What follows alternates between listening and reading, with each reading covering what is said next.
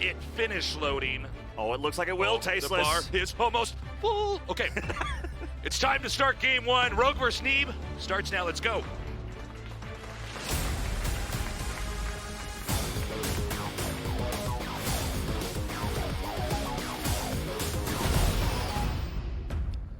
In the bottom right in the red from Korea, he is Jin Air Greenwing, Rogue.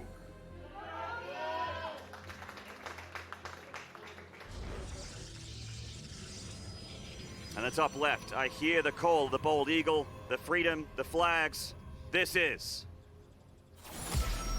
Team Neeb. This American caster approves of that intro, Maynard. Well done. So, as has been thematic with Zerg in general lately, they seem to be very strong in the late game. Broodlords and Infestors work very well together. And it could be You tricky. don't say, Tasteless. That's what I've been gleaning from this. Yeah. And so, a lot of Protosses have gone for timing attacks. We have seen Protosses try to match the Zerg in the late game, Tempest, Carriers, stuff like that. Or like I said, we might have a rush. Look at this map score here. Is actually Neeb coming out on top in the end there. Yeah, I did not realize that. Yeah. If I had to bet, I would have guessed that Rogue had won more, but Huh. Acropolis, our first battlefield, a really cool map, very, very easy to wall off for Protoss who, things like rushes are not super common. Someone like Rogue isn't really your Sue. He's not someone that's usually going to knock on your front door with a bunch of roaches. He is the kind of guy to make Nidus worms and hell muffins, though. That is definitely who Rogue is. He is more than happy to do that. In fact, this map in particular was one where he really smacked back Trap. Swarm hosts are pretty good.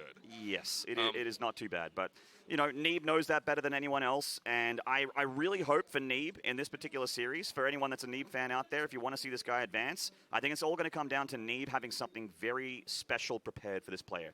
And hopefully, as he mentioned in his interview as well, something different for a laser, as Rogue and a laser are very, very different players. So, we've got 3 hatches coming here from the Zerg. Again, we're just going to get the first Adept out. Probably a little bit of pressure, probably a little bit of harass as we go into this. Again, I'm not expecting Rogue to try to end the game right away. Maybe he'll do it in one of these games out of the best of 5. We tend to see one rush in a best of 5, but I think generally speaking, it is going to be to try to ferret out what the Protoss is going to try to do, deny that, get onto about 5 bases, get into the Broodlord attack. It's a pretty safe bet. We got ourselves a Stargate opening here with the Adept for a little bit of map control for the Protoss. And that's all very stock standard. I'm still very, very much interested in what the follow-up here for Neeb is going to be, the actual plan. Most Protosses are going to open this way anyway, as it is just most safe and standard way to open without, taking too much damage. Stargate is still quite a safe way to open. You can potentially do damage on the other side of the map as well. And if you're anywhere near as good as Trap with Oracles, you will find drone damage. Neeb actually going Phoenix first here, and usually that is forward with the Oracle, but we have seen some Protosses just continue Phoenix production to try and just really be annoying in those mineral lines. Rogue is going for Overlord speed here. It's nice, a cheap upgrade, so there's no reason why you wouldn't do that. I like that Rogue's doing this. He's showing a little bit more respect to Neeb here, just making sure that the Protoss is kept honest, and he is able to scout everything. Yeah, and with this Oracle opening, one of the benefits of it is that it's pretty easy to cover your third. The Blings are not going to be able to wipe that out the Nexus as easily. And a lot of PvZs are looking like this lately, where it's pretty passive on both sides. To start off with, for sure. Yeah, and everything's very, very standard and very much, nothing a whole lot of note to talk about in this map so far. Rogue knows the timings of this Oracle. He knows that the Phoenix and the Oracle's going to come across the map, try and lift up those Queens, go for those drone lines, do that economic damage. And he's just getting a couple Spore Crawlers here. It looks like he's actually getting them in every single mineral line. So not actually cutting any corners at all. He just wants to be super, super safe here to start things off with. Dude, I'm really rooting for Neeb here, man. I can tell. Neeb is like the one player I get super hype about, man. As an American. We don't have enough top tier Starcraft players, so I got my fingers crossed for him. Do you have any player like that, Maynard, that you just get a little bit wiggly when you're casting him? You know what? I do. His name's TY. Yeah, he's casting on the desk next to me. I know. I am a unabashed and unashamed fanboy of that particular talent. It's really cool to be a caster with him at this event. Yeah. He's actually been crushing it in Cassian in general as well now. Oh, I love this from Neeb, by the way. Lots of adepts. And I don't know if Rogue actually caught wind of the amount of adepts coming across the map here. The Roach Warren not done yet. His army is just Queens and Lings. And this is a fantastic composition for Neeb to find a lot of damage. Yeah, this is kind of an unusual time to come in here. There's no glaives or anything like that, but it's an abrupt number of adepts. He's going to come into the mineral patches here and begin to get this fight. The Queens are coming down. The Lings trying to get us around, but the Ling numbers are just not high enough. And now we have the adepts shading up into the third. Yeah, certainly not. He is going to lose a couple of Adepts here, but of course the Oracle's darting into the main base. Neeb controlling them, keeping them alive, finding some drone damage with the Adepts, and he shades them into the third base, denying some mining time here. You know, Rogue's actually been doing a really good job at mitigating the drone damage at the moment, even though he's lost most of his Lings. So he's starting to make some more, but we already see 11 drones on the way for Rogue to replenish the economy, and he actually has taken very little of an economic hit here. Meanwhile, Neeb putting a lot of resources into these Adepts. Yeah, I'm actually a little bit shocked here that he didn't kill more drones with that. I mean, when you see an attack like that coming out and you know that the Oracles are going to try to pop into the main, he only killed 4 drones. Yeah, it was actually a very, very nice defense there from Rogue. We have that new regular style of going 3 Oracle here from Neeb, which is extremely threatening. There is 1 Spore Crawler per mineral line, as we mentioned before, but these Queens doing a great job intercepting the Oracles, even batting back that Phoenix and keeping everything alive. Ling's going for a counterattack here, but Neeb, similar to Rogue, defending very well, locking things down at the third base, and he is going for +1 attack and charge and beginning his immortal production. Interested once again to see if Neeb goes for second Robo here, if he starts going for Storm, and he might want to go for Storm, as we are seeing the Infestation Pit get dropped here, Tasteless, and I think some of those Heck Muffins that we see time and time again from Rogue are soon to hit. Muffins from hell, man. Swarm hosts. That's what they look like, in case you guys are confused about what we're talking about. Yes, the Swarm They hosts. they are an excellent way to try to approach this matchup. Now, I'm a little bit worried for Neeb because that adept timing attack didn't actually do much of anything. No. Like, it was shockingly unimpactful to the Zerg, and I think this is going to allow the Zerg to catapult even further ahead. Pick it up with Phoenix. That is unfortunate there for Neeb, losing that sentry there. Of course, sentries are part of the parcel when you're trying to defend against Locusts, force fields, that sort of thing, to try and keep things back. They're not a convincing way to deal with them, obviously, because they're not a great fighting unit. You need to have splash damage there, and Neeb knows that. He's got some high tempo on the way, but the amount of Locusts that he's going to have to deal with very, very shortly, a couple Archons is not going to be enough. This could be pretty big here. Now, this drop is to set up for the Nidus. Protoss is going to be preoccupied with trying to get rid of these Lings, and so the Nidus can then pop out over here. There's also a little attack over there that was denied, so these Lings are going to get to unload here. It looks like just barely every single one of them. But what's most important is, as this Nidus finishes, these Swarm hosts, there they are going to be popping. Oh, they look less like muffins with this skin. They like got little bubbles on their head or something. But this is where these Swarm hosts are going to come out. And Neeb has only just started Storm, by the way. His splash damage against Locust not so great. Thankfully, Rogue has actually got these Locusts on A moves, so they're taking their time. They've already landed. They got a pylon, which is great. But oh my God! Oh no! Are you the serious? Templar Archives. This is devastating. So sick. Oh, that sucks so bad for Neeb. So no more Archons for a while, and that means that Rogue is going to have that Locust wave soon. And once again, Neeb is having Storm slowed down so far here, which is really the only convincing way to engage Locust and taking very little damage.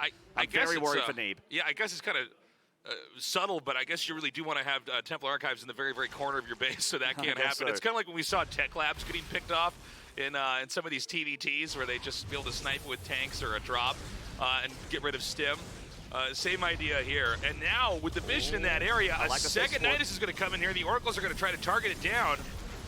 That Stasis Ward was actually a great idea there from Neeb. He's going to lock down those Locusts, which means they aren't going to be any threat to him at the moment. His third base still being locked down tight as well, but of course, this is the part of the game where Zerg can really snowball. Nidus Worms are going to continue to pop here, and they are only 50 minerals and 50 gas, so there will be no slowdown on these Nidus Worms for Rogue. Very nicely done over here with the defense from Neeb. Neeb is trying to race to get maxed out while holding off all these attacks. The Swarm hosts coming in and pummeling the main while the Lings and Ravagers at the bottom are trying to hit the third base. He needs to hang on. He needs to stabilize. And most of all, he needs to finish Storm. And you know what? He could actually try to snipe it again. The Templar Archives is... I'm with you, Tasteless. I think that Templar Archives is built right next to the old one. And there he goes. He's attacking the units, but I really think he should target that. Yes, he does. Oh my God. Oh. Double denial, that's so sick. It's like someone just scratched their nails on a blackboard right next to me. Oh, my God. It hurts. Oh, man. Roaches are going to pop out here. We have a lot of damage being done over here to the Naturals. Neeb is getting... It's starting to fray at the seams here for Neeb. He needs to try to get this defense up. For a third time now, he's going to have to try to get Storm. Yeah, oh man, this third base defense was looking so good earlier, but right now it's a little thin, and Rogue knows that. He's getting on top of it, picking up those Archons, going for the Immortals as well. He actually and used Rogue, the Nidus to block the Immortals from going up. That's so cool. Yeah, Rogue has zero chill. He is literally building Nidus Worms right in front of the probe line, and the Stalkers aren't even killing it, that thing. They get loaded up with Zerg units, and he is just finding damage everywhere with the Locusts as well. Rogue is man. absolutely crushing right now. We have more Roaches coming over here into the third base with the Nidus already up, so he can get even more units to come out. Yeah, this is looking worse and worse for Neeb as it gets further and further into this game. He can't attack, and at the moment it's looking tough for him to defend. He does have a ton of Stalkers here to deal with the Roach Ravager army, and it's definitely the right composition for that. And it feels like Neeb might have to go for a bit of a Hail Mary here. Maybe try and do something on the other side of the map, because sitting at home and waiting for the Locust to come to him, that ain't it. That ain't it. I don't think that's going to happen here for him because of how much Storm's been delayed, how there's no Archons anymore. Yeah, I mean, he can't keep eating damage like this. It's funny because there's so many Immortals out which basically counter Roach Ravager, but it's the sheer supply count. Oh my god, he's going to get the Robo too. Are you trying to build production facilities, Neeb? How dare you try to dare defend you. against these Roaches? That's right. I really like that he got Roach Burrow as well. You know, everything that's going to be tough for a defending Protoss to deal with, Rogue has it right now. And, you know, you were talking about Broodlord and Fester, but there's actually a lot of other great tools that the Zerg has, and especially Rogue. He loves his playstyle, and if he doesn't have to play the longer game, he won't. You know, we all know he's great at the late game, but Rogue likes a quick and dirty series. This is really impressive stuff here from Rogue. Now Neeb's not. Well, I was going to say he's not dead, but these attacks are actually getting worse and worse. Neeb needs to hang on. The problem is Rogue is also able to grow behind this as well. And without the Robo, unless that was remade and I missed that, I mean, there's just not a whole lot that he can use to try to counter this. The Robo right there by the third had just finished. And yeah, he's kind of damned if he does and damned if he doesn't. If he defends, these Locusts are going to continue to find more and more damage. If he goes across the map, then the Nidus Worms can send out the Swarm Hosts to defend on that side of the map. I mean, the army supply of Rogue is pretty big right now. Obviously, it's a supply inefficient army. The Swarm Hosts are 3 supply each. The Roaches and Ravagers are 2 and 3 supply each, respectively. But it is still a very convincing Zerg army. I really would love to see Neeb just try and make a Hail Mary play, something really YOLO across the map. Just try to straight up counter push. Yeah. Yeah, you know, the problem, well, maybe that would work, actually. One thing about Zerg is they sort of lock the tech in when they did this. They're not trying to tech further ahead. If he was able to do a counterattack, though, I mean, he has a lot of Immortals. He's got a good number of Stalkers. These are both great units against Roaches. Maybe he can do something. Well, he's got a Prism now. He still has quite a bit of production. He's got +2 attack on these units as well, so they're hitting pretty hard against these Roaches. And, you know, there's no... Well, we see that Rogue's actually going for a Lurker Den right now, but it's not here at the moment. So this army of Neeb actually could do okay in a stand-up fight. I'm still worried about those Locust waves, though, when Rogue uses them defensively. Yeah, he's going to have to try to play around the Locust here. If this counterattack works, it's going to be insane. Well, Neeb has a ton of Stalker Stasis, and he has a bit of a choke point as well. Those Locusts so high in DPS with their +2 attack. Pushing back those Stalkers. Neeb trying to keep that Prism safe as well. Doing a little bit of juggling here to keep those Blink Stalkers basically blinking non-stop. Really nice control for Neeb. He's losing a few units. Still has some units left over, but will it be enough is the big question. Now is the time to pounce. He needs to get in there and start to do damage before the Swarm Host can reload. It looks like he wanted to macro up just a little bit here. Now he's going to try to push up onto the high ground. The Zerg is going to try to control the bottleneck area where Protoss can't get onto the high ground. We also, looks like he's going to take that out, but not in time. There's going to be a counterattack here in the main.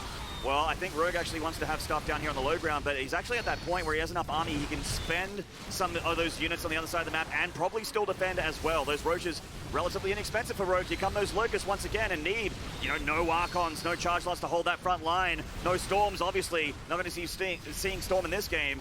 So Rogue is going to be pushing him way back off his front door once again, and Neeb has not found counter damage just yet. And the problem is that as long as his push is not destroying the Zerg's bases, this small Roach Ravager army in the main is going to keep doing damage. And also he's forcing Warpins back at home as well. They're not on the front line here actually helping out Neeb's push. He is still using that Prism. Very nice control here from the American Protoss. Rogue coming in with those Roaches. They are slowly starting to get that ground though, nearly killing that Immortal, and the Stalker count is about a quarter of the size as it was earlier. Yeah, I'm starting to think there's almost no hope here for Neeb. I don't see a fourth base in the future right now. I think he Recalling his army. Yeah, he's going to pull them back now. And this is, unfortunately, just such an excellent play here by Rogue. I mean, he basically played a perfect game this time around. I think he's zoned Neeb out of ever coming back. Neeb just trying to make magic happen here with a Prism, and Immortal, and a couple Stalkers, but he's just going to tap out here, saving some energy for Game 2 as Game 1 has slipped through his fingers. Okay, so let's go back to the most important moment in that game. It was when the Swarm hosts were able to snipe the Templar Archives, which was upgrading Storm. The natural way for Protoss to deal with Locusts is to storm them as they land.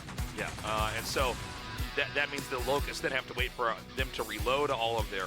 I'm sorry, the Swarm hosts have to reload in the Locusts, and you get more energy as you wait for that, and that's kind of how you hold that off. But sniping the Templar Archives, not once but twice, was what put Neeb in the hole. I think he was very intelligent to try and tech up, or tech around it by going to Mortal Stalker and a counterattack, but it didn't work.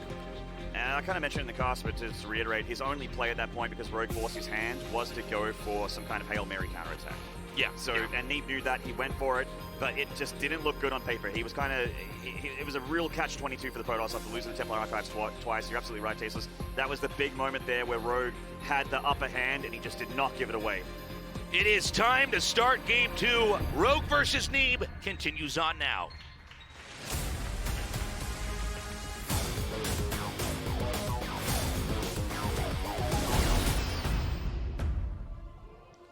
In the bottom right, in the red, our Korean Zerg. He is Jin Air Greenwing, Rogue.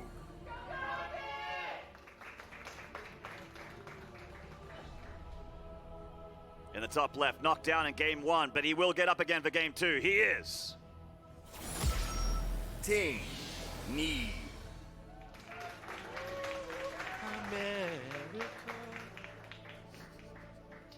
I know the rest of that song, but I'm not going to sing it because I don't want to get fired. Let's see if our American player can come back here. The Thunder Zerg Shaft is- on Thunderbird. The Zerg is looking strong. See some more support here. Yeah. Korea OP, I agree. But I will say, I think the playing field has really been evening out now. It's exciting to see, and not just with Cyril, but with a lot of the non-Korean players, that the competition is actually getting pretty fierce. The Koreans are really having to step up their game. The problem for Neeb in this situation is not only is Zerg looking very strong as of late, but also it's Rogue. It's one of the greatest Zergs in all of the 21 years of StarCraft history. Yeah, and he is a player that, similar to Dark, very, you know, he can play a lot of different styles. He's hard to predict, and he's also very sure of himself. When Rogue is doing well, Rogue is incredibly confident, and that's a scary thing to be up against, an incredibly confident pro gamer. You know, Reyna was that guy yesterday in Group C, and you know, Dark in Group A is obviously, you know, he's an incredibly scary person to try and get into the head of, you know, to slow them down, to make them worry about their game plan. So the probe is continuing to pop around and see if there's any unusual tech. But I'm imagining, again, like the game we had before, it'll be a slower start here.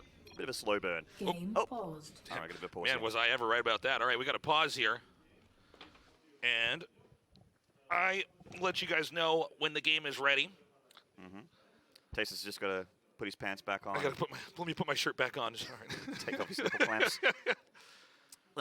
So Rogue was just going, you know, this is one of those maps where you only have one choke point into your 3-base expansion pattern. Yeah. So he's going for what I like to call the Korean third base. You get it before 2 minutes, and it's Yeah. a very, very strong and sort of greedy opening, but you don't really get punished for it. There's not a whole lot you can do about it, and it can also really quickly turn on its head into something really aggressive as well. Yeah. So, By the way, we're back So in game. back I don't. in game. Whatever There the it is. issue was, it was sorted. we love a quick pause. Guys, Thank you, Neeb. it's going to be okay. It's going to be okay. I'm ready. Bring all the delays on. I'm ready. Cast through anything. You can't stop us PCs that fail. This is e-gaming at its finest. Now, as we saw in the last game, it's going to be a Stargate again. If it's not a Stargate, it means the Protoss is doing something crazy. Yeah, I mean, opening. There's like the only non-crazy thing I can think of, unless you're opening with Stargate, is like the Twilight Council Robo Facility Archon drop thing, which is not crazy, but it is still, you know, aggressive. Like you go out there on Yeah. the map and you're like, okay, you know, I'm going to make you sit there and defend.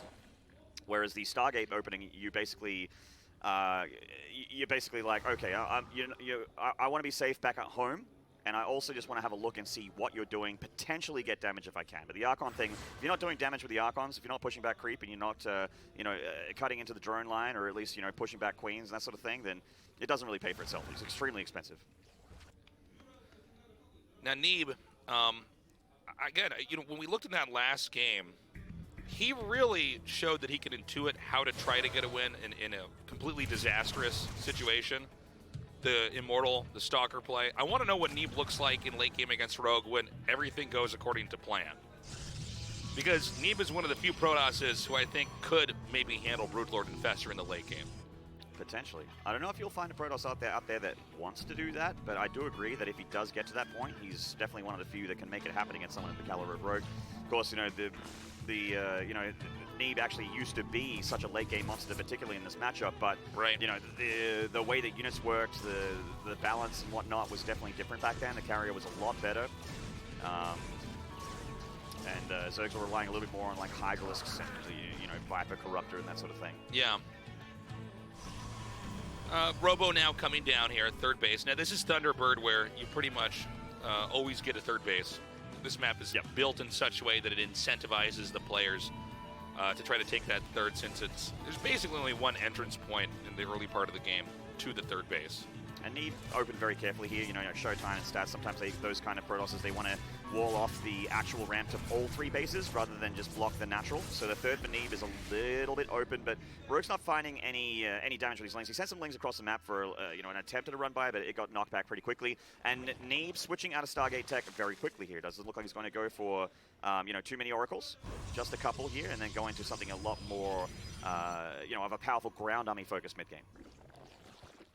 And the gates are coming down. There's a forge as well. And so this is, for the most part, a very passive game. We do have some dive-ins here with these oracles. Actually miscontrolled there by Neeb. Only eating damage on his oracle, not a single drone kill. He might have gotten one, but definitely not more than that. Okay. Yeah, but we got charge and +1 attack as you do want to do as a Protoss at this point to, as I mentioned, get that big powerful ground army up. And Rogue, as most Zergs at this point want to do, is get that Roach Warren almost blindly. You just get that Roach Warren because there's so many things that a Protoss can do to you that the Roach Warren can just kind of stop. Damn, that is a fast infestation pit. I almost had to do a double take there. Neeb came down so fast. He didn't see the infestation pit just yet, but I tell you what, Tasteless, something we probably should have mentioned in this map is that it is an incredibly popular Swarm Host Nidus Worm map. There are two spots where the Nidus Worm really is strong and powerful, and he does see it with the Hallucinated Phoenix, by the way, sees the Roach Warren, lair complete, starts the Dark Shrine. I love that from Neeb. Dark Templar, Archons, whatnot, all those things are actually very, very useful up until the point, obviously, as we mentioned the first game, Storm is better, but Archons, getting them up quick and early, really does punish this. Keep in mind that Rogue's doing this off a smaller economy than before. The splash damage is one of the key things that can help you fight off the Locust here. Now, where's the Nidus going to be? It could be in the upper top center, maybe in the lower left, actually. Well, usually it'll go like adjacent to the minerals on the third. Yeah, like to the southeast of the natural, so you can launch into the natural, and also to the exact right side of the third base, which is looks like you nailed it, Maynard. Right over here. Right over there. And so. Now, spotting the infestation pit should be enough for Neeb. It should telegraph to Neeb that this is coming. So let's see if he's actually going to be ready for it. Again, this is very difficult to deal with, though. This little outpost that Zerg can set up here, you can jettison the Swarm Host right in here and do a pretty high amount of damage. Now, there's no Templar Archives that's going to be sniped here. Though. Stasis Wards should be able to lock down these Locusts if they dive, and they do. So that is going to be a hold here for Neeb down here. And keep in mind with that Dark Shrine now complete, he can get up to Dark Templar. But some Lings have now gotten inside of the main. It doesn't look like they're going to get any actually basically anything at all here. They can't kill this pylon in time for sure. So good defense so far by Neeb. Now we have another Nidus coming into the natural here. And Rogue is just going to continue to pressure here as he's reinforcing this army. Now, keep in mind, last game, Rogue did this with a lot more Swarm Hosts, a lot more Roaches and Ravagers. He is starting to make more Roaches now, but the army of Neeb is, at this point, still better. And I like that he still has his Phoenix patrolling for Overlords. He's just trying to make sure that these Nidus Worms are going to be on the outside and never inside of his infrastructure. Rogue's going to attempt to do exactly that in the third base here, pulling Neeb away for the natural. Actually, if he can snipe down the Robo, that would be huge. And he does. Sick! Unless you're a Protoss player, then it's not sick. But that was really nicely done here. You know, these key structures are so important. If he could actually get in there and get the cybernetic score, that would be huge too. And the DTs, the other benefit here is that they do hack and slash through those higher armored burrowed Nidus Worms. They kill them quite fast. So this DT is going to be on anti-Nidus Worm duties here. And the Stalkers and the Phoenixes in tandem killing quite a few Overlords. Rogue is spending a lot of resources to make this happen. His economy, or rather his infrastructure on the right side of the map, has been largely untouched. So Neeb's plan here seems to be, I'm going to defend, trade as well as I can, and then when I smell an opening, when I smell blood, I'm going to go across the map and try and punish you for this. Okay, once again, the Swarm hosts are going to be pelting into the third base, and he's going to get the, he's going to be able to get the cybernetic score. This is bad. Now you can't make any tech or stalkers, for instance, sentries as well. So this is huge. Yeah, I mean, Neeb can still make DTs, so he can still make Archons, and he can still make Zealots with charge, but that, you're absolutely right, Tasteless. You do definitely want a good number of Stalkers to handle an army like this. Nidus Worm again at the third base. Neeb just holding on here with the DTs and the Archons. He's actually doing a pretty good job at that third base, only losing a handful of probes. Keep in mind that Neeb this whole time, over 60 probes on 3 bases. Rogue does have a 4th base, so he has a little bit more income, but that is not uncommon at this point. Neeb's actually doing a pretty good job at knocking back this Swarm host Nidus Worm whack-a-mole portion of the ZVP. Yeah, he's going to try to push in here a little bit further. Nice connections there with those corrosive biles. Does Neeb have enough to shove, though? Can he come out there and actually fight this? Apparently not. He's being driven away. Neeb will waiting shortly... for +2, I think. Yeah, that's definitely very, very important. The Locust getting a bit of that production here, also denying a little bit of that sort of the funnel that Neeb made for himself with these structures. Biles trying to connect with the army. Neeb pulls back. He's able to walk in Stalkers again and see the cybernetic score has been remade. And +2 is done for the Protoss, so he does have that scary army. It's just unfortunate for Neeb that he lost a Robo facility, so his immortal count isn't very convincing at the moment.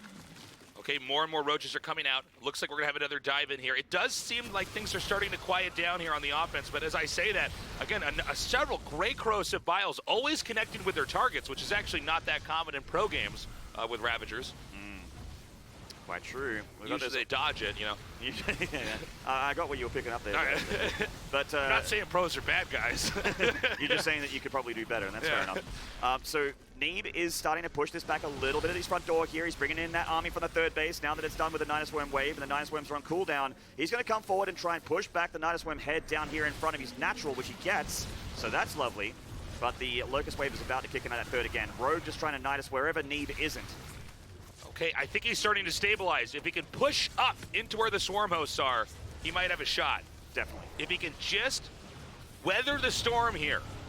Now, I got to say, Rogue is having an incredible amount of success by popping Niduses everywhere and forcing the Protoss to respect the threat of armies penetrating the main here. Neeb losing quite a few units, these Locusts here at the third base. It seemed like he was stabilizing, but Rogue's actually getting a little bit more work done here at that third Nexus, Tasteless.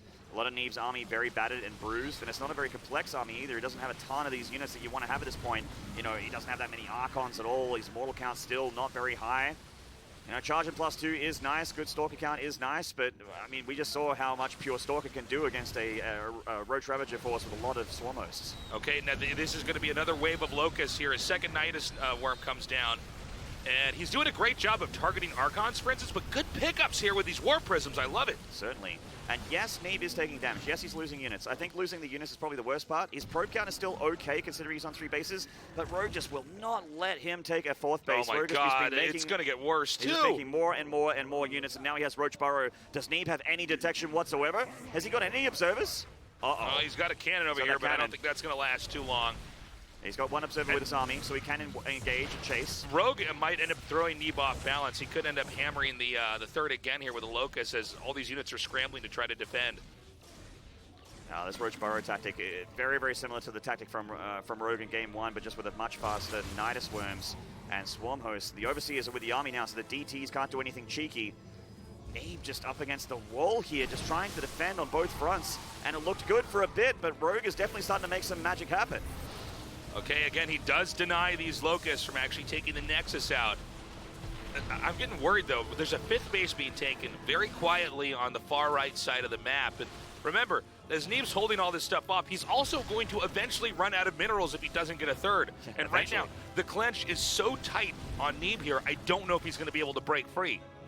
Lurker also starting up very quickly here for Rogue as well. Not Yeah. very quickly, but Well, he's going to be able to have Lurkers if Neeb does break out of his natural, which has been a bit of a pipe dream for the American Protoss so far. If he does that, he's going to have to deal with Lurkers, which is a big problem for a guy that doesn't have that many mortals. But Maynard, another thing as well is you can use the Lurkers to contain here. There's only one exit for the Protoss right now. That too. So if you have a big amount of Lurkers there, they're just never going to get out. We have some more Warp-ins coming as these Roaches and Ravagers are beginning to get thinned out by the hard counter of Stalkers and Immortals here. Okay. But oh my god, Yeah. Rogue gets the third. And this is where you go across the map. You lost your third Nexus. Neeb, once again, needs to go for a Hail Mary. He needs to get out there and just try and kill Rogue and do his best. It's so hard to be convinced that that's going to happen, though, as Rogue just pulls back those Swarm hosts. He's getting a lot of Roaches up. He's even making Lings right now. He's just like, I need to make anything. All of my lava is going to be made into defensive units right now because this is the only chance for Rogue to lose this game is to fall to the push of Neeb. Okay. A lot of Roaches and Ravagers have still been made here, and even though Stalkers and Immortals are good against that, it's GG. not enough. GG. Rogue takes game 2. Wow. That was one of the most brutal CVPs I have ever seen. Rogue was like, did game 1 seem tough? How about like, I watch just style on you this. a little bit more here in game 2? I mean, that was... As a Protoss player, that is hard to watch. I mean, you can see Neeb flustered right now. Rogue was everywhere. Yeah, I mean, That's... it's definitely hard. It's just one of those things where it snowballs so quickly, as Nidus Worms generally do. If you're not Yeah. on top of the first few waves, as soon as they find damage, it just snowballs. It's really, really hard. Yeah. And there's been a lot of critical moments. So the first game, Templar Archives getting sniped a couple times. Right. That game, losing Robotics Facility, really, really stunned. With Similar Cybernetics story. Core going down, you're trying to deal with Roach Ravager, not able to nail Stalkers for a little bit. It's just a very, very frustrating game for Neeb. It looks one-sided, but I'm hoping that Neeb can pull up his socks a little bit, tighten his play, and really have a convincing game 3.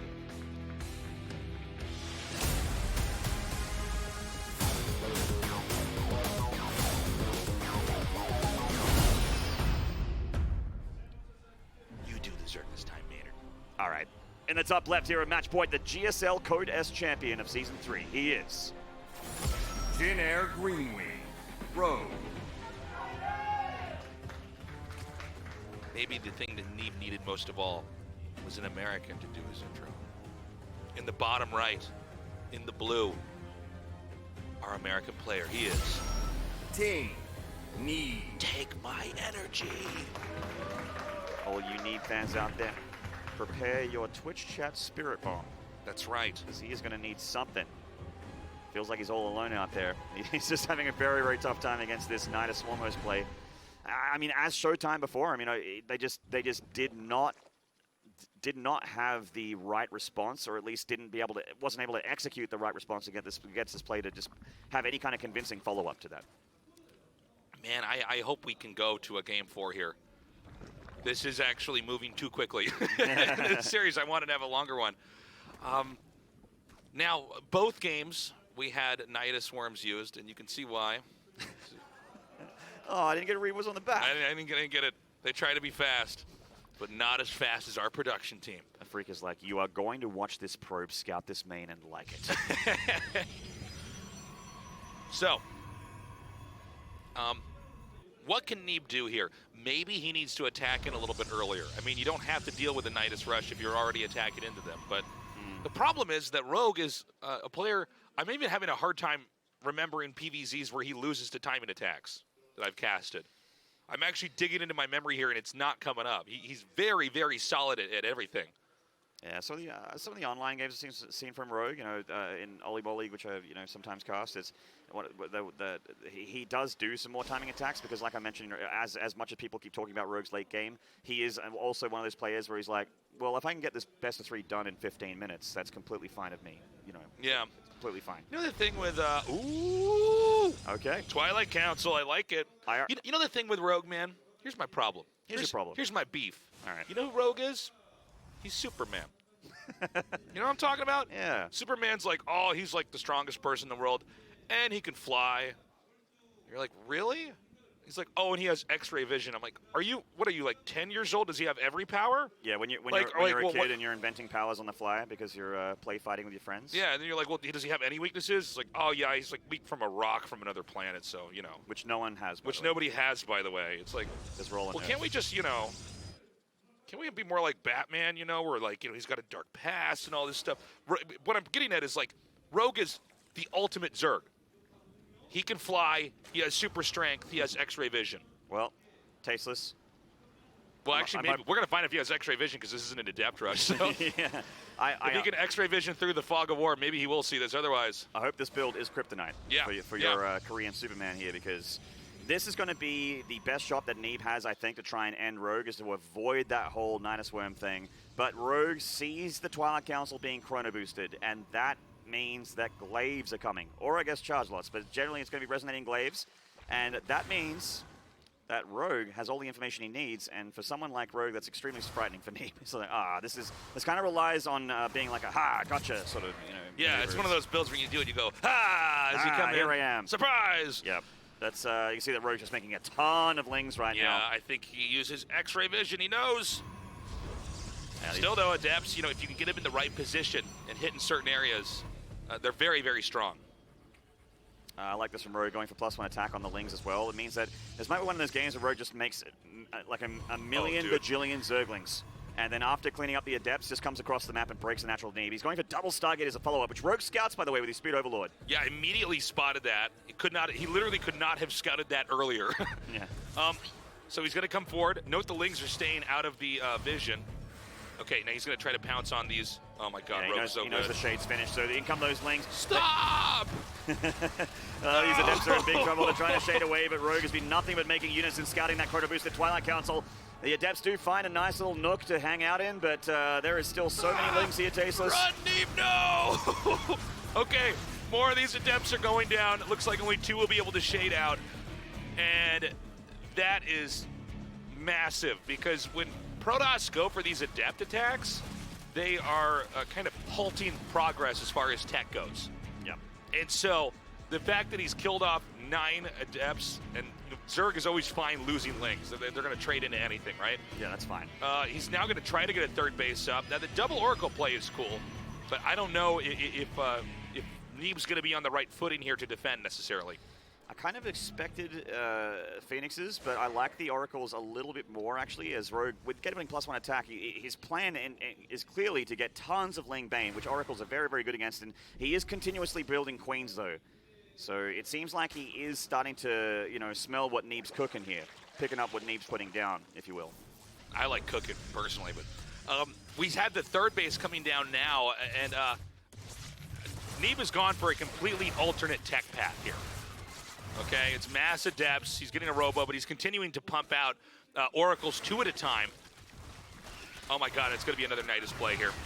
Nidus Lings, and looks like the Overlord's in the main base here for Rogue. Keep in mind that he also has Overlord speed, so we can send more across the map.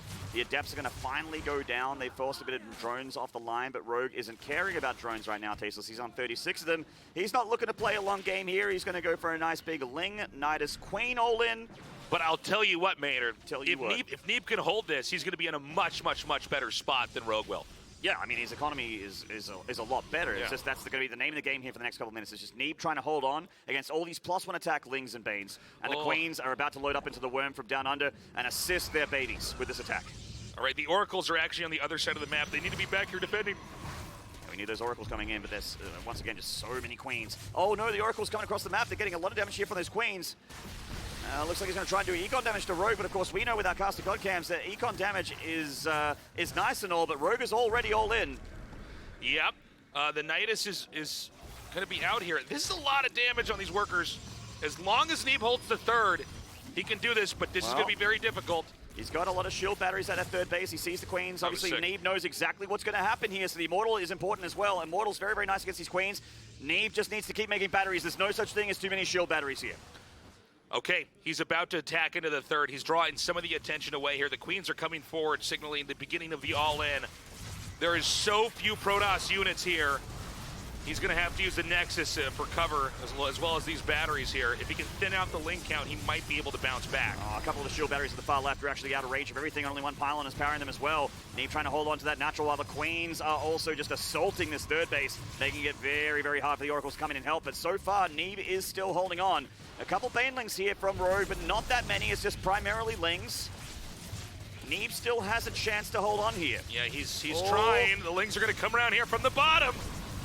And now there's almost a full-on surround. The Oracles are going to come back to They're try out to of snipe energy. down. Oh, yeah, that's right. They don't have enough. Yeah, with that energy, they cannot fight. Rogue's just trying to go for a Nidus Worm in the main base here. So without the Oracle energy, this is actually starting to look very, very bad for Neeb. That third Nexus is going to go down. Oh, my God. The Nexus is taken out immediately. Yeah, did you see that? Yeah, he was trying to Beginning of a recall. recall. Neeb just kind of falling apart at the seams a little bit here. The Oracle's going for that Nidus Worm in the main base. They do have enough juice to zap that bad boy down, so the Nidus Worm in the main won't go down, but this front belongs to the Zerg. Keep in mind that even though Rogue is making drones right now, he is still extremely committed. He's killed the third base of the Protoss, and he has a third hatchery, but that's mainly for show. It's for feng shui. It's not actually for an economy. For feng shui. This is bad. This is bad, but a two-base Protoss can still 60 probes. manage. Yeah, he could still manage on two bases because the Zerg is on three. And the Zerg does not have hardly any workers. It's 27 drones right now. 26 drones, excuse me. So, now that number's going to get a little bit lower here with this harass. So if he can stabilize and creep back out and take a third and keep this Zerg on three bases, I think he's going to be okay. Definitely, and I like what Neeb's doing here as Rogue starts to make those drones going, oh, I didn't kill him here. Okay, I need to turn this into a game. He is making drones, but Neeb is slowing that down like you mentioned, Tasteless. Those Oracles are still alive. They're killing a couple here, a couple there. And the more he can keep the economy of the Zerg on the back foot while he powers on two bases here, we might not even need that third Nexus. He can go across the map with a much bigger army. I mean, the army of Rogue is not complex at all. It's just Ling Bane with a ton of Queens.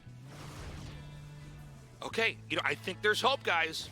Oh, definitely, I think that Neeb can actually do this. He's come out, he's clearing this out. He has units that can actually directly combat Lings. The threat of the Queens coming with the army is gone, as the Nidus has been eliminated. And he's going to have Archons in this army, which is fantastic against the composition of Rogue, and his army supply is monstrous. This is one of those situations where I think Neeb can actually drop the third Nexus and then just move out. I think you're right, yeah. He has so many probes that he's actually long-distance mining from his third base here. But Rogue does have a plan. He's upgraded drop, and it looks like he wants to try to come in and pop some Banelings as this counterattack from Neeb is going to come. The Ling's going for that third Nexus. Yes, they might kill these Zealots. Yes, they might even cancel the third, but the real problem for Rogue is that army of the Protoss, it is big, it is scary, and it is so much more powerful than the army of the Zerg. Neeb is looking really good with his push, Tasteless. Okay, he's coming now. Looping up to the third, I believe. The Lings are able to take out some of these reinforcements, but here come the Adepts. Again, the worker count, it was at 27 earlier. It popped up to 40, but now that number is going to start going down if Neeb can keep killing off these drones. Yeah, the Adepts just making sure that Rogue does not have a macro game ahead of him here, no matter what happens. The Adepts just canceling that shade, pulling those Lings away from the battle. Neeb starting to move the bulk of his forces towards that third base. Rogue's been making Banelings. He's even got Overlords loaded with Banelings as well, and maybe hit the sentries here. Oh, he's going to try to drop right on top of the army over here. This is a brilliant move here by Rogue. But it's just a lot of Archons, so the Banelings don't do a whole lot of that all, and Neeb fights back, and we are going to get that game 4 that you wanted, Tasteless. It's your birthday and Christmas all at once. Ready my burgers. Ready my hot dogs. I can see the Statue of Liberty smiling right now, Maynard. I'm pretty sure if you're watching from New York City, look out your window. I think I saw another smile on the face of that Lady Liberty out there in the harbor. A win here for Neeb, but it was Rogue really that went for a pretty aggressive timing attack. Guys, we're going to go to a short break. When we return, we continue on with Rogue versus Neeb. Don't go away.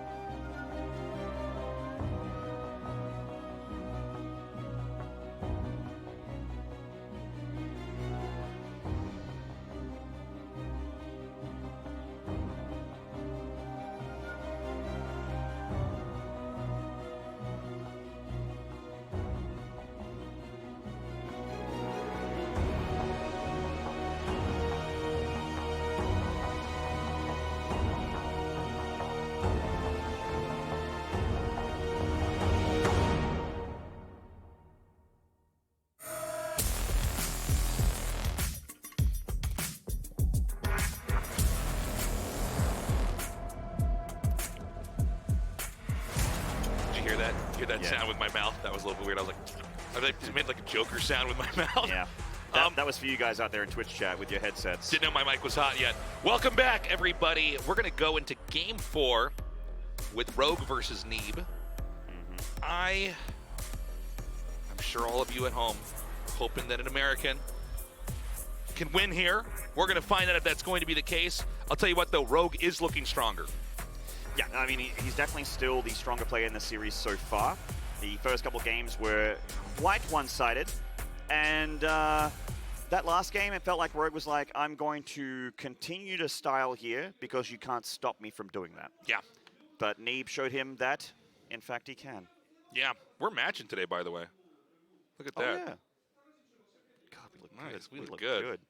We look Sunday church ready over here at WCS. Well, it is Sunday, and as far as I'm Yeah, I concerned, guess the it's GSL true. studio is church Yeah, for this e-gaming. is my religion.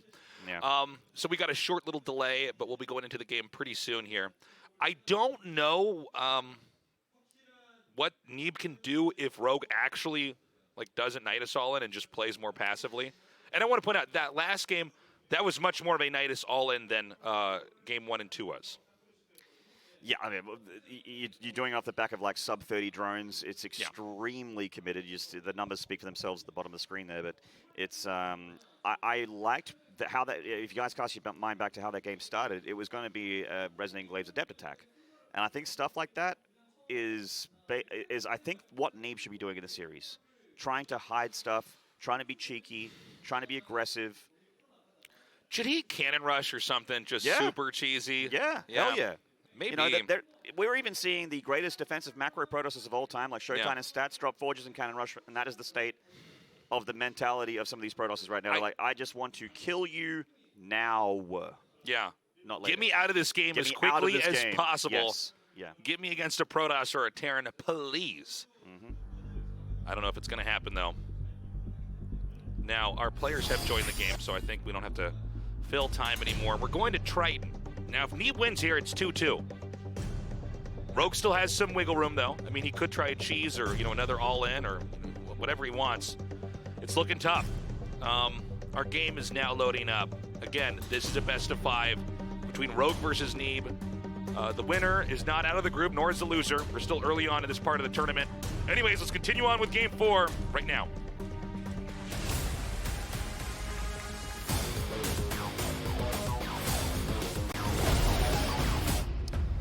I'm going to go ahead and introduce this player because last time it seemed to work out. Yeah, I think he won because of my intro, so you go ahead and do the Korean. Let's go. In the top left here, the GSL Season 3 champion, he is... Jin Air Greenwing, Rogue.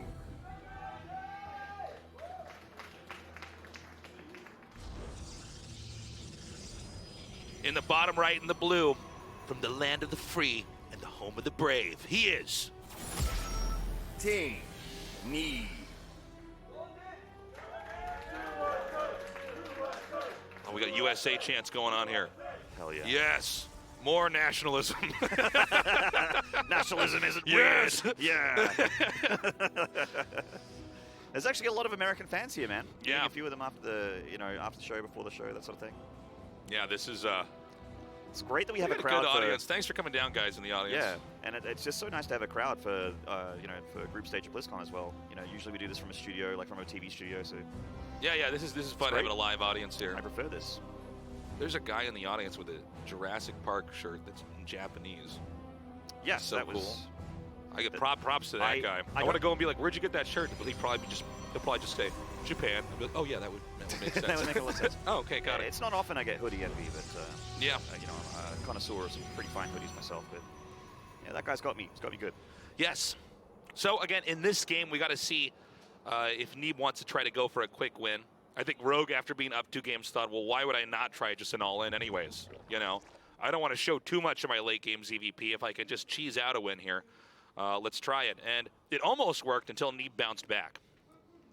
Yeah, it looked a little dicey. He was taking damage, but it seemed like he's like, oh, I have a response to this. There are a few Zergs on the European ladder that like doing kind of those kind of things where where Neeb would have had a bit of practice, and of course the Korean Zerg's generally quite aggressive, where he's had a lot of his practice in the history as well. So he's a very, very good defensive Protoss, but does still seem to struggle when it comes to defending against the Swarm hosts. Here comes that Stargate now. So this is so far looking pretty ordinary as far as Protoss versus Zerg builds go. We're going to still have to wait. If I had to imagine, it's probably just going to be him eventually taking a third base and powering up, right? A couple Oracles, maybe one Phoenix to neutralize a Queen and, you know, all that, but probably a pretty passive opening here. That's generally how this kind of opening goes, yeah. A couple of depths for a little bit of map control, you know, maybe drone kills if you're lucky, but the Shades are for a nice, cheap, free scout. He's going to let the Shade finish because he's only seeing 4 Lings, and the Adept can dance around those and win that engagement all day. Yeah, and this is going to allow him to get some scouting here. Now, there's not much to scout for since we can see everything, but he needs to confirm that there's nothing too crazy that's going to be happening to him in this game. Now, likewise, Rogue did get that sub-2 minute third base here, so plenty of lava, plenty of production, and is going for Overlord speed one more time. Now, every time Rogue's gotten that Overlord speed and had a look and see that it's a Stargate opening, his response has been to drop an Infestation Pit and bring the pain to Protoss Town. Yes. We have not had a game where there was not a Nidus, by the way. Yeah, at this point in time, the Nidus is almost just a thing you have to tech into, it seems like, as a Zerg player. It used to be we'd have games that would go on for a long time. I guess Rainer doesn't use Niduses as much, but especially these Korean Zergs are very keen on the Nidus play. Yeah, Rainer really likes his, in this matchup, he really likes his Rogue Ravager Link Bane, going up to, you know, Hive and that sort of thing without relying on the Nidus Worm too heavily, but Rogue just really loves the strategy Dark as well. So a little bit more prevalent in the Korean scene. But this isn't, you know, a committed Stargate opening here from Neeb. He's going for, you know, so we saw the Twilight Count's gonna drop there, and also the Oracle's starting to fly on in. This one's just sort of, I don't know, I can't tell you what that one was up to. It just sort of flew over the third hatchery, took a bunch of damage and left. Yeah, not doing too much here. So a lot of the teching that we're seeing here from Neeb is similar to Game 2. I think that Neeb was not anticipating a crazy all-in, and I don't think we got to see the full development of what the strategy is that he's going to try here. Well, this is going to be another Resonating Glaives Adept composition here. Rogue is getting ready for that with a lot of Lings, making a Baneling Nest as well. Neeb's Adepts are seeing more and more Lings rally out, but he may not have an idea of how many exactly Rogue's making here. The Oracle's coming in to assist those Adepts with the attack, lifting up the Queen as well. The Adepts actually trading pretty nicely here, considering those Oracles are helping out a ton. Now they're in the drone line, pushing those back. The Shade goes forward, but I really don't know if he wanted to finish that Shade. Yeah, he does take the Queen out, but we're just going to be seeing the beginnings of the Adept attack, because Glaives is still a little ways away from being finished here. Nicely done, does not lose that second Oracle, by the way. But yeah, we should see some heavy waves of Adepts coming out. So far, Neeb's only lost 2, so he's controlled this actually very, very well. Yeah, really nice trading. The Oracle's helped out a ton there. Rogue's starting to get some Banelings out to help out with the Adept defense. Once again, going for a +1 attack for the melee as well, so the Lings and Banes are both going to benefit from that. Neeb is just going to be straight Adepting for a little bit. I would like to see some splash damage head up towards here for the Protoss. As the Baneling count gets higher and higher, it does get scary for the Mass Adept, and there's double Robo, so I like that a lot from Neeb. The Adept still shading, still pinning Rogue back. I like this a lot. Okay, he cancels the Shade here and decides to not overextend and move in any further, especially after seeing those Banelings. But I think these Lings are actually going to surround, and then these Banes are going to get a good connect. You need to split these Adepts as if they were Marines. He does a kind of meh job of that and takes a lot of damage from those Banes. Oh, I don't know, man. He still has a lot of Adepts left over, killing 10. Drones, the Oracles at the third, the Adepts in the natural. They're going to the main as well. The Lair's not done, so all the Nidus Worms, the Infestation Pits, everything that spells doom for Neeb is actually not here, and Rogue is taking insane damage, Tasteless. 21 kills on these drones, and it might start getting worse. I think we have a few more. No, I guess that's it. There's no more Adepts coming out here, but the third base is being acquired. Can Rogue counterattack? I guess that's the big question. Back at home, I think with the placement especially of those sentries and the Zealot, it's going to be hard for the Lings to get a proper surround here.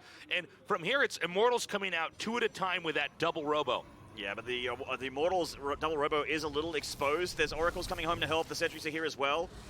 This time the Robos are going to be fine for now. He's going to get those first couple of Immortals out. He's making a bunch of gateways right now as well. Going to be switching over from Adepts into Charge Lots by the looks of things with +1 attack. Surely about to start here for Neeb. Rogue really committing to this melee build. Doesn't look like he's going to be going for Swarm Host, at least not just yet. So he's just relying on Ling Bane.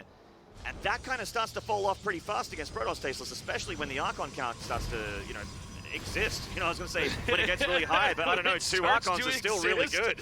You know, when you go from 0 Archons to 1. When they become a thing, man. When they become a thing. Yes. I was about to say, when it gets really high, I'm like, no, wait, you don't need to have a high amount of Archons when you're up against Slings. It's actually just, just having them. No, you're right. I mean, they're a major factor here. I actually, by the way, I love how Neeb has completely rearranged his approach to PvZ. He saw what didn't work in Game 1 and Game 2, and so this time around he goes with that adept pressure, not an all-in or anything like that, but a little bit of a pressure attack, switches into double robo, and then he can fill that in with Archons and all this other tech. So, I mean, this is really cool. I don't know how well it's going to work, but this does seem to be designed to basically handle this is how it ends. This is basically designed to take on a Zerg as they're going to take a 4th base, which is, I think, exactly how Neeb should be playing this. Yeah. Well, some people might be watching from home and going, oh, he's on 64 drones. That didn't matter at all that he did the adept attack. Actually, it did a lot. It slowed the Zerg down a ton. Look at the army here of Rogue. It's Roachling Bane. There's not that much of it. And Neeb has Archons, Immortals, is about to have +1 attack. He's got a Prism with this army as well, and he still has a lot of energy on the sentries as well for force fields. All right, he's going to push in now. There's a lot of Banes, but it's going to matter exactly how they connect. That's why the Archons and the Immortals are here in the front to tank the damage. Oh, man, the force fields are actually interfering a little bit here in the progress of this. He wants to keep the Zealots in the back until the Banelings are gone. And the Prism. Yeah, where is the Prism? I would like that thing to come and join in here. Oh, Neeb's charge loss getting the front screen. line there. And Rogue. GG! Back broken once again to the counterattack of Neeb. Maynard, if George Washington and Abraham Lincoln were here right now, they would be high-fiving. They would be. Okay? They'd have a big pitcher of beer, an American cigar on their front porch, just cheering. They'd be having a Bud Light. Happy that their forefathers happy wherever they are. They'd be sitting at home with their beers, wearing Crocs, like, enjoying the games. Our people are going to be just fine. Yes. They say when they put their feet up. We've got an American tied up 2-2 with a Korean legend Zerg Rogue. But it's all going to come down to Disco Bloodbath. Now, this is the final map of the series here. Neither player particularly picked this map. And that's generally how it works here for map number 5. So I'm wondering what the strategies are. I feel like this is going to be the time where Rogue's like, all right, I'm done with this dance. Americans, get the flags out. Make sure you don't let it touch the floor. And when you're done, make sure you fold it up into a little triangle shape. We're going to start this game now. Let's go.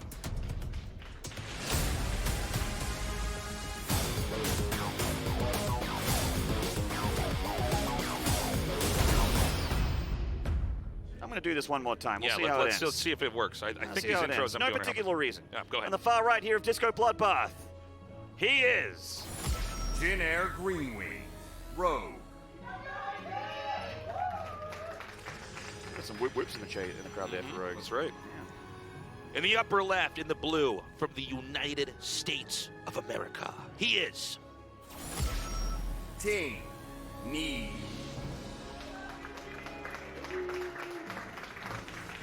The old name chants of MLG yesteryear. Yes. Brings a tear to the corner of my eye. Nostalgia is real. So, I really like what Neeb has done to adjust the PvZ. Or, I'm sorry, adjust his PvZ. The PvZ. Coming in here with these adepts, doing a little bit of damage, taking the Zergon directly where their drones are, and then switching into the double Robo Immortal. A very different pacing from the PvZs we've been casting here. And I'm curious if Neeb is really onto something. Because he didn't do this in Game 1 and 2. And it seems like it was a dramatic shift that happened in Game 3 that he's now sticking with to try to close this out. Tasteless, I'm going to make a crazy call here. It's going to be insane. Let's go. Yes. Ready? You guys ready? Yeah. Ready for this, everyone? You guys watching, listening? Are you sitting down? Are you sitting down? Yeah, I am. There's going to be swarm hosts in this game, Tasteless. I think Rogue is like, all right, is this why they call you the wild card caster? Yeah, it's not just my crazy. I always wondered why they called you the Maverick of esports. Yeah. I'm sorry, e-gaming. Yes. Yeah, I'm a renegade caster. No one can pin me down. Wow. Yeah, making calls like that. No, it's just that it's such a. In all seriousness, it was such a convincing strategy from Rogue. Like it was not close. He was just like, we're just sitting there, kind of like clutching at our temples, like, oh, this is horrifying. Yeah, this is hard to watch. Yeah. I wonder I wonder if part of it is that the Adept pressure makes it harder to get into the Nidus. Because you need to get all your drones out immediately, you know, with the Nidus, because you're going to eventually halt it and then only be making attacking units to pump out onto their side of the map. Well, that's why I want Neeb to keep doing things like, you know, glaive Adept attacks and timings like that with Oracles, because if he just sits here and he's like, oh, I'm going to just, you know, go into the mid game and just defend and do regular Protoss standard play, then Rogue's just going to run away with it. You know, it feels like it's advantage Rogue at that point. Neeb needs to force Rogue's hand other than the other way around. Yeah, what Neeb was doing in that last game specifically, it's more of a control play, because you have to have an answer to the Adepts. It starts to eliminate certain options from what the Zerg can get away with. Whereas in actually a lot of these PVZs we've seen, you know, this week alone, the Protosses have been much more passive and interested in the later part of the mid game. So yeah, I mean, let's see. I'm looking for those glaives this time around. Or anything, like even a, you know, a charge lot attack or kind of prism play would be really nice. But everything's still rounding up very standard at the start here, and Rogue is scouting ahead with those Overlords, seeing that it is looking very standard here from Neeb, and we are seeing the Robo a fair bit quicker, so no Twilight Council, at least not just yet. And this is, yeah, so the Zerg is just respecting the Stargate opening here, and what Rogue's plan is at the moment, not super clear, not until Lair's done. We've mentioned it before, and I thought it was going to come up in one of these games, but here we are in Game 5, and it hasn't at all. I thought we were going to see the Zerg eventually get into endgame with Broodlord and Fester, but Rogue is clearly more than capable of taking out a top-tier Protoss with a Nidus play as it is. Now, you know, a lot of what I'm seeing here seems to resemble kind of a Game 1, Game 2 style of play, Maynard. Yep. I mean, there is a reason why Neeb plays like this, and why any Protoss will play like this when you're listening, like, stop being standard when you're watching from home. It's because it's the thing that they are so much more comfortable in. And when you're on the big stage here, the biggest tournament in the, you know, or any big tournament, you want to play what you're most comfortable with. Right. And this is what Neeb is comfortable with, clearly. So we don't have any kind of double robo play here just yet. Instead, it's going to be the par for the course Oracle dive in, trying to get a couple drones here, probably going to pick up the Queen as well with the Phoenix. And let's see how many worker kills he actually gets. Double spore from Rogue, which is crazy, by the way. Like, it seems like he's expecting a lot more Stargate pressure than there actually is. It's just 2 Oracles and 1 Phoenix. Yeah, now behind this, as I was saying, everything looks pretty ordinary, but behind this, there's 5 more gates coming down. A lot of gateways from Neeb. So this is going to be a type of attack. Neeb's making it look like he's going to play in Game 1 and 2. That was sick. He didn't lose either Oracle. Very close. Now, Rogue, if he sees the gateways... So let's see, he sees 3 there, which is... He already has a Roach Warren. Not alarming. Where's the other gates? I guess they have to be in the main. Yeah, there they are. Dun dun dun! Aha! So now Rogue with that lair finishing up, and get Roach speed, no doubt, and plenty of units. He doesn't want to drone up any more than this at the moment. At least, unless the Protoss tries to just chill with this army and just sort of like, you know, force out units for the Zerg. Which is definitely possible. You know, Neeb is going towards a 3rd Nexus. He could just use these gates to, you know, have a powerful army and just take a bit of an economic hit. A nice Oracle play, by the way, this triple Oracle.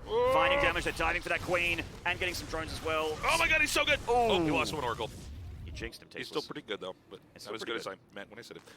So, taking out some Queens, slid him down. 3rd base being taken here. We're not going to have any kind of sharp timing push. But this is fine. You can slow down while, you know, making your workers, attacking units, excuse me, a little bit. Just take a 3rd, make sure this is safe. But again, when you play like that, we get closer and closer to the end game. Now Rogue's going to go for a Ling drop in the main base by the looks of things here. Yep. Something Something that he did in game number 1. Didn't really find too much efficacy with it, but it was still a little bit annoying for Neeb. And he is moving out here with the Prism. So that attack that we were expecting, it took a little bit longer to kick in because he took a 3rd Nexus, but it is coming. And, oh, another Oracle pickoff there. That's actually really annoying. Neeb, with these Oracles, does help his army out a lot. Okay, so this attack is coming in. Yeah, the Oracles are excellent against Zerglings specifically. He's going to come forward. And this is a lot of creep over here. I'm curious to see if he's actually going to push on it. It looks like he is. Yeah, he definitely should. And I don't believe there's any observer here, so he can't be killing creep tumors on the way. And Rogue is prioritizing Roach and Ravager here, so he is making a lot of Lings because, you know, there's not many Adepts, not many charge lots. Definitely a good addition. But this army of Neeb is very anti-Roach, very anti-Ravager. He's got lots of energy on their sentries as well. And in comes the defense of Rogue. Can he fight back Neeb's army? That Prism helping his army out a ton. He can trade so well here against this army with good control. Some of the sentries on the front line starting to get taken down. Rogue's army of Roaches getting closer and closer. Neeb even loses some pros back at home to the Ling drop. Oh my god, he's already taken a lot of damage over there. The two immortals are still alive. I spoke too soon. One is taken out. And it appears as though there should be enough, especially as the rest of these Lings hatch here. Yeah. This attack has been held off. Meanwhile, the Ling drop happening over here is going to kill a lot of these probes. Yeah, forcing Neeb to warp in back at home and pulling his attention away from this attack. Rogue defending very, very well here. And what did I tell you, Tasselbubs? There's that infestation pit, and there's the worm from down under in production here for Rogue. Oh my gosh. Yeah, this is bad. This is bad. The attack failed. Neeb is up against the ropes here, and he is about to get pummeled. Yep. Pummeled by these Nidus networks. Rogue is about to hit that point where he's going to try and keep the Protoss contained on their bases. This Oracle being very annoying. This is nice. You're going to get a few free Ravagers like this. Always great. Well, yeah, he's got to take whatever he can get here, Absolutely. but I do worry that as the Nidus finishes, and here we go, right into the Swarm hosts. I mean, Protoss can't even get out here and deny this, I don't think. No, I mean, he lost those Oracles, like you mentioned earlier, which are so critical for pretty much everything, for attacking, defending, tagging the army, that sort of thing. So the Oracles being dead is annoying. Neeb does see this Nidus Worm. He knows the Swarm hosts are coming. He knows this thing is going to be loaded with Heck Muffins. He's got the Immortals in this prison, which is definitely a good anti-Nidus Swarm host countermeasure. You know, being able to chase these Nidus Worm heads around. But it is still going to be tough for him to actually hold on when those Locusts start to fire out against his infrastructure. Hey, there's another Nidus that's going to pop up over here. The Okay, Immortals, okay. oh, I like that. Very good nice, save Neeb. there. Very nice. Yeah, and he'll be able to take out that Nidus network, but there's already another one popping up over here in the top center. Which Neeb knows about. You know, using his hallucinating phoenixes to basically see where he needs to defend, where he needs to consolidate these forces. Rogue just continuing to pop up Nidus Worms absolutely everywhere with the Speed Overlords. Force Field's going down a bit preemptively there for Neeb. The Lurkers, though, not caring about that front line. They're going for the juicy underbelly here, going for those sentries. A load up in the prison to save them, though.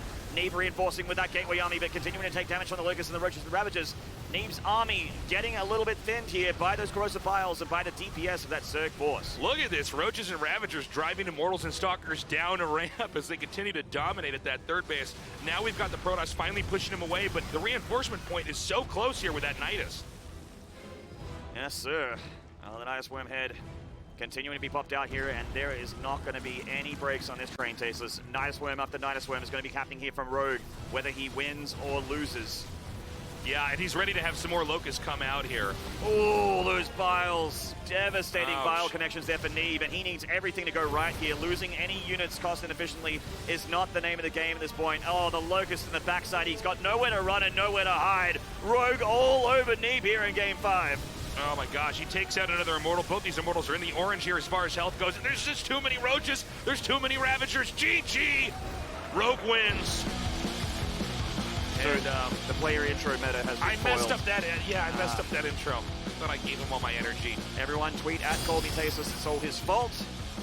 But Rogue, in all seriousness, did play very well in that accept series. Full responsibility for what I have done. As commissioner of e-gaming. That's right. Chairman and As CEO the of e-gaming CEO Incorporated. of e-gaming, Yeah. I dropped the ball. Tripping at the finish now, guys, Neeb's not eliminated yet. Nope, there's still hope. Rogue is going to go into the winner's match. Neeb will be in the elimination match. Again.